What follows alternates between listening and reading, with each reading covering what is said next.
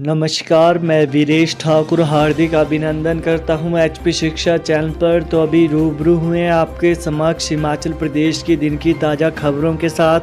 तो आइए शुरू करते हैं बिना समय गवाए हुए दिन की नॉन स्टॉप ताज़ा खबरों के सिलसिले को। कोविड वैक्सीनेशन, किशोरों को दूसरी डोज लगाने में बिलासपुर अव्वल, किन्नौर पिछड़ा। हिमाचल प्रदेश भर में किशोरों को कोरोना वैक्सीन की दूसरी डोज लगाने में बिलासपुर जिला अव्वल चल रहा है।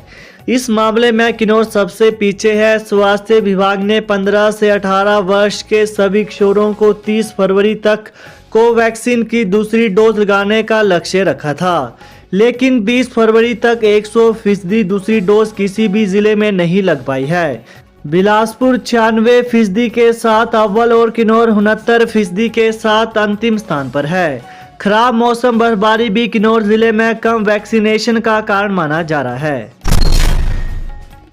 एम्स से स्वास्थ्य लाभ लेकर लौटे मुख्यमंत्री जयराम ठाकुर, अन्नाडेल में हुआ जोरदार स्वागत। सीने में दर्द उठने के बाद 4 दिनों तक दिल्ली एम्स में भर्ती रहे मुख्यमंत्री जयराम ठाकुर अस्पताल से छुट्टी मिलने के बाद आज शिमला लौट आए हैं।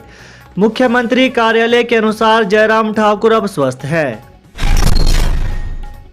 बड़ा हादसा, पटाखा फैक्ट्री में विस्फोट से 7 कामगारों की जिंदा जलकर मौत, 12 झुलसे। हिमाचल प्रदेश के ऊना जिले की तहसील हरोली के तहत औद्योगिक क्षेत्र बाथड़ी स्थित पटाखा फैक्ट्री में विस्फोट होने से बड़ा हादसा हुआ है। हादसे में 7 कामगारों की जिंदा जलकर मौत हो गई, वहीं 12 कामगार झुलस गए हैं, जिन्हें उपचार के लिए सियान अस्पताल बाथड़ी भेजा गया है। इनमें से 2 की हालत गंभीर बताई जा रही है। डीसी ऊना की ओर से राज्य आपातकालीन संचालन केंद्र को दी गई सूचना के अनुसार फैक्ट्री में विस्फोट सुबह करीब 10:15 पर हुआ है। पूर्व निदेशक एम नागेश्वर राव बोले, अरविंद नेगी मामले की जांच सीबीआई को सौंपी जाए। सीबीआई के पूर्व निदेशक एम नागेश्वर राव ने अरविंद नेगी मामले की जांच सीबीआई को सौंपने की मांग उठाई है। पूर्व सीबीआई निदेशक ने ट्वीट कर मामले में निष्पक्ष जांच करने पर जोर दिया। पूर्व सीबीआई निदेशक ने ट्वीट किया कि पेरेंट केस को भी इसी ने एनआईए ने ही जांचा था, तो संस्थागत पूर्वाग्रह और पक्षपात से इनकार नहीं किया जा सकता। उन्होंने केंद्रीय गृह मंत्री के कार्यालय को इस सुझाव पर गौर करने के लिए कहा। ट्वीट में प्रधानमंत्री मोदी, केंद्रीय गृह मंत्री अमित शाह और आईपीएस एसोसिएशन को भी टैग किया गया है। ईएसआईसी की बैठक, मंत्री बिक्रम सिंह बोले, 3 नई शाखाएं खोलेगा राज्य बीमा निगम। हिमाचल प्रदेश के उद्योग मंत्री बिक्रम सिंह ने कहा कि शिमला, कांगड़ा और बिलासपुर जिले में कर्मचारी राज्य बीमा निगम 3 नई शाखा कार्यालय खोलेगा। मंत्री ने आज यहां क्षेत्रीय बोर्ड कर्मचारी राज्य बीमा ईएसआईसी निगम की 40वीं बैठक की अध्यक्षता करते हुए जानकारी दी। इन 3 शाखा कार्यालयों के लिए केंद्र सरकार ने सैद्धांतिक अनुमति प्रदान कर दी है। वहीं उद्योग मंत्री ने कहा कि हिमाचल प्रदेश में शीघ्र ही कर्मचारी राज्य बीमा निगम का मेडिकल ट्रिब्यूनल भी गठित किया जाएगा। आनंद शर्मा बोले, इतिहास को बदलकर पेश कर रही भाजपा। पूर्व केंद्रीय वाणिज्य मंत्री एवं कांग्रेस के वरिष्ठ नेता आनंद शर्मा ने भाजपा पर तीखे वार किए हैं।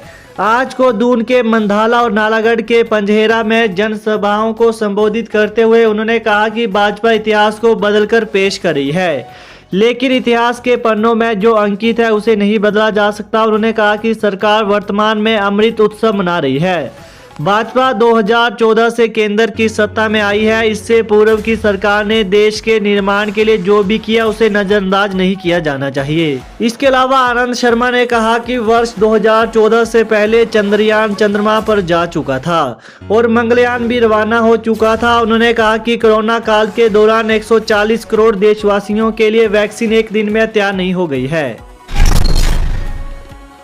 कुल्लू और लाहौल के ऊंचाई वाले भागों में बर्फबारी, अटल टनल से पर्यटकों की आवाजाही पर रोक। मौसम विभाग के अलर्ट के बीच कुल्लू और लाहौल स्पीति जिले की चोटियों पर ताजा बर्फबारी का दौर शुरू हो गया है। मंगलवार यानी आज सुबह मौसम ने करवट बदली। इस दौरान दोनों जिलों के ऊंचाई वाले कई भागों में बर्फबारी हुई है। इससे कुल्लू व लाहौल फिर शीतलहर की चपेट में आ गए हैं। जिला प्रशासन ने अटल टनल रोहतांग से सैलानियों की आवाजाही पर रोक लगा दी है। अंतर्राष्ट्रीय महाशिवरात्रि महोत्सव बड़ा देव कमरूनाग लाभ लश्कर के साथ छोटी काशी के लिए रवाना। हिमाचल प्रदेश के मंडी जिले का अंतर्राष्ट्रीय महाशिवरात्रि महोत्सव 2 से 8 मार्च तक आयोजित किया जाएगा।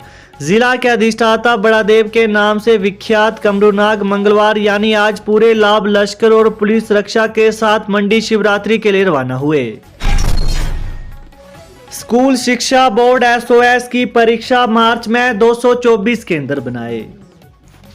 मार्च में संचालित होने वाली राज्य मुक्त विद्यालय SOS की परीक्षा के लिए स्कूल शिक्षा बोर्ड ने प्रदेश भर में 224 परीक्षा केंद्र बनाए हैं। इन परीक्षा केंद्रों में 8वीं, 10वीं और 12वीं कक्षा के परीक्षार्थियों की वार्षिक परीक्षाएं करवाई जाएंगी। इस संदर्भ में स्कूल शिक्षा बोर्ड ने अधिसूचना जारी कर दी है। परीक्षार्थियों के लिए राजकीय और निजी विद्यालयों को केंद्र के रूप में सृजित करने की प्रक्रिया शुरू हो गई है।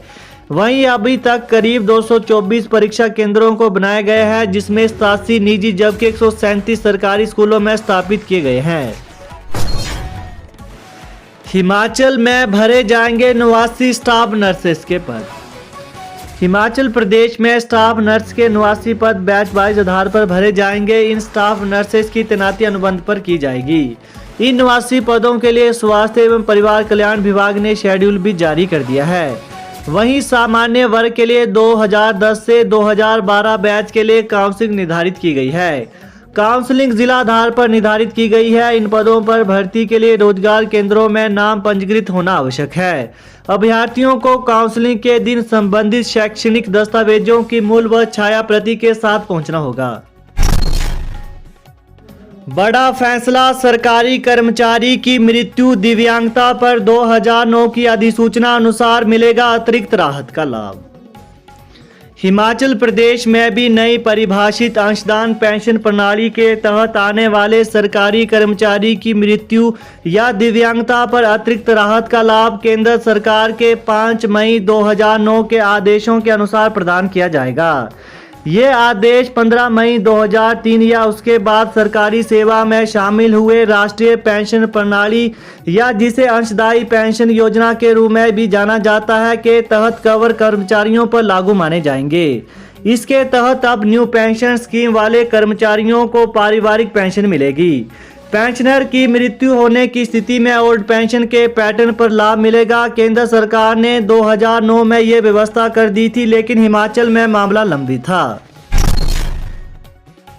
ऊना अग्निकांड मृतकों के परिजनों को 4-4 लाख देगी जयराम सरकार। 1 सप्ताह में जांच रिपोर्ट सौंपने के आदेश। मुख्यमंत्री जयराम ठाकुर ने ऊना जिले के हरोली उपमंडल के बाथू में एक पटाखा फैक्ट्री में हुए अग्निकांड पर शोक व्यक्त किया है।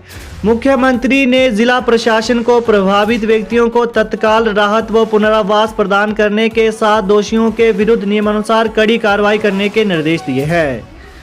वहीं जयराम ठाकुर ने इस दुखद हादसे में मृतकों के परिजनों को 4-4 लाख रुपए की सहायता प्रदान करने की घोषणा की और PGI चंडीगढ़ में भर्ती गंभीर रूप से घायल 11 लोगों को विशेष संदेशवाहक के माध्यम से 15-15 हजार रुपए प्रदान किए गए हैं।